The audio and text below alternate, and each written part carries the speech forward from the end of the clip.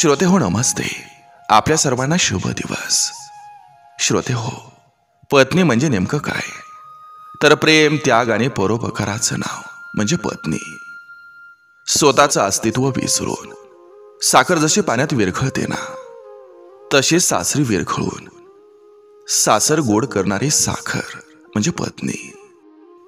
श्रोते हो, कौतुक आणि कृतज्ञता याच्या गावी जाण्याचं स्वप्न न पाहता आजन्म यंत्रावत विनामूल्य सेवा देणारी महात्यागी म्हणजे पत्नी.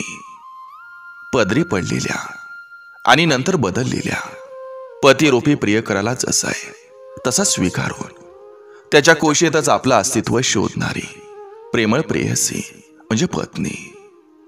स्वतःच्या जीवनातून नवा जीव घडवणारी विश्वनिर्मिती म्हणजे पत्नी.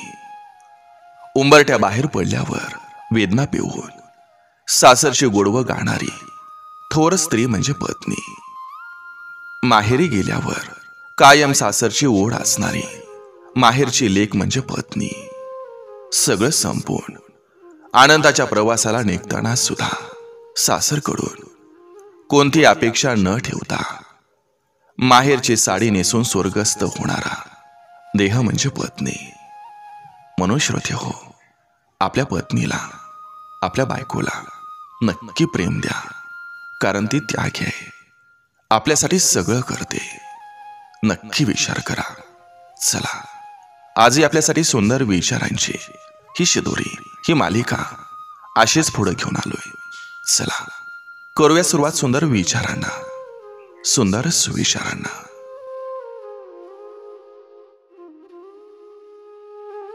माणसानं कितीही स्वतःला कामात गुंतवून घेतलं तरी ज्याच्यावर त्यानं प्रेम केलंय त्याच्या आठवणीपासून तो कधीही सुटू शकत नाही.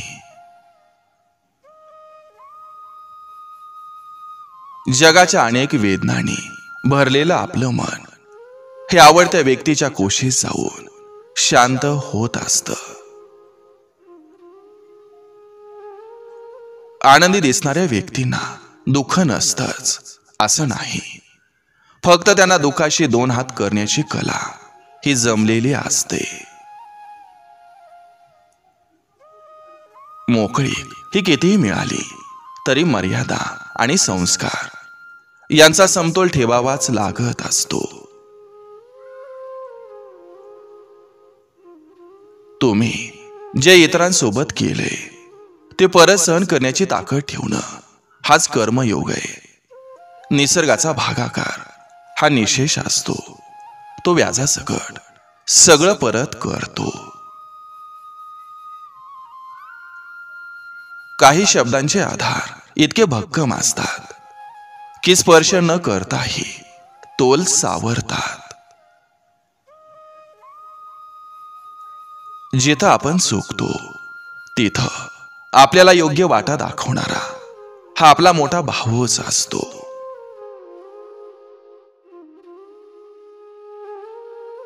स्वतःला नेहमी सांगत राहा, ही वेळ सुद्धा निघून जाईल. जीवनात चांगला माणूस होण्यासाठी एवढंच करा, चुकाल तेव्हा माफी मागा आणि कुणी चुकलं तर माफ करा.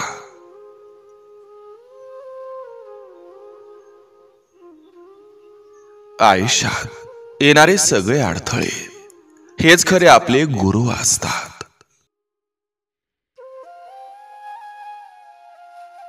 साथ देण्याची हिंमत नसेल तर सोबत राहण्याची गंमत कधीच करत जाऊ नका. एखाद्या व्यक्तीवर काही काळ प्रेम करणं हे केवळ आकर्षण असतं, पण एकाच व्यक्तीबद्दल कायम मरेपर्यंत आकर्षण असणं हे खरं प्रेम असतं.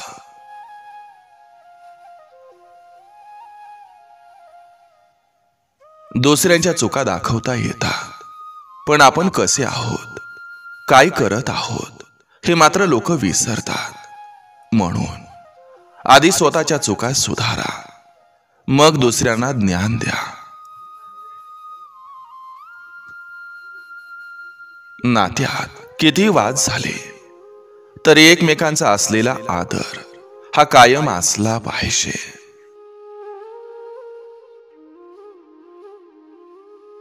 स्त्रीचं प्रेम हे सुरुवातीला कमी असतं आणि काळाबरोबर वाढत जातं.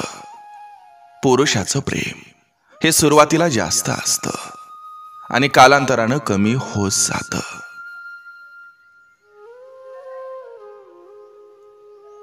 कामाच्या व्यापातून महत्वाच्या व्यक्तीसाठी थोडा वेळ काढणं म्हणजे प्रेम.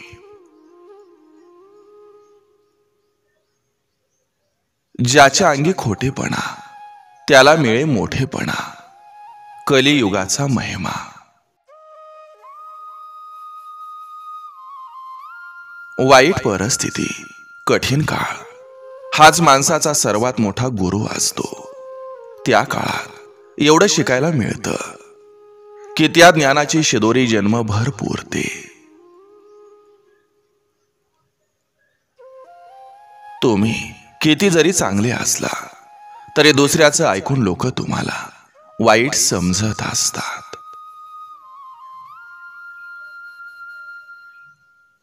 जगणं आणि वागणं यात खूप फरक आहे. एकदा वागणं कळालं की जगणं आपोआप कळत असतं.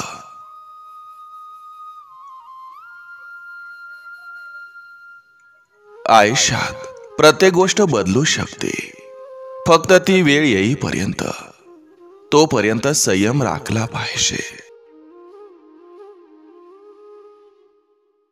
डोक्यावर बर्फ आणि जिभेवर साखर असली की आयुष्यात सारे प्रश्न आपोआप सुटतात.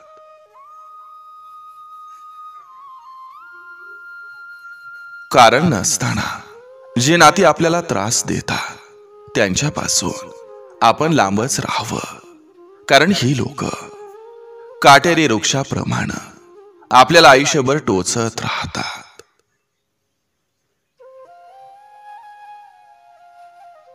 कितीही प्रयत्न करा सगळ्यांसोबत चांगलं राहून जगण्याचा. प्रत्येक जण काही ना काही आपल्या दोष काढत राहतो.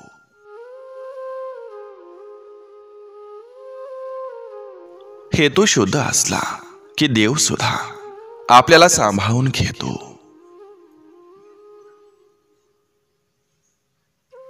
मनापासून जपलं की मरेपर्यंत सोबत राहतं. आयुष्यात सक्सेसफुल व्हायचं असेल तर पाहुण्यांच्या आणि भावकीच्या लांबच राहा.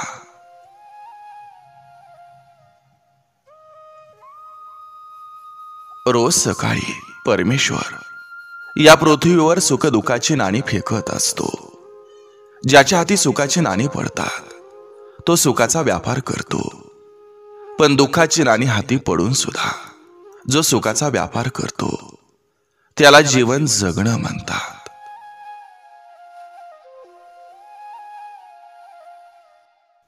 काही लोक असे वागतात, लाखाशिवाय बात करत नाहीत आणि वडापाव शिवाय खात नाहीत.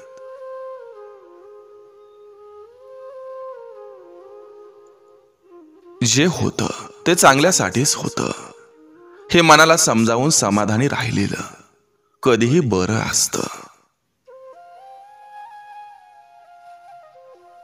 प्रत्येक गोष्ट अति झाली की माणसाला तिचा कंटाळा येतो.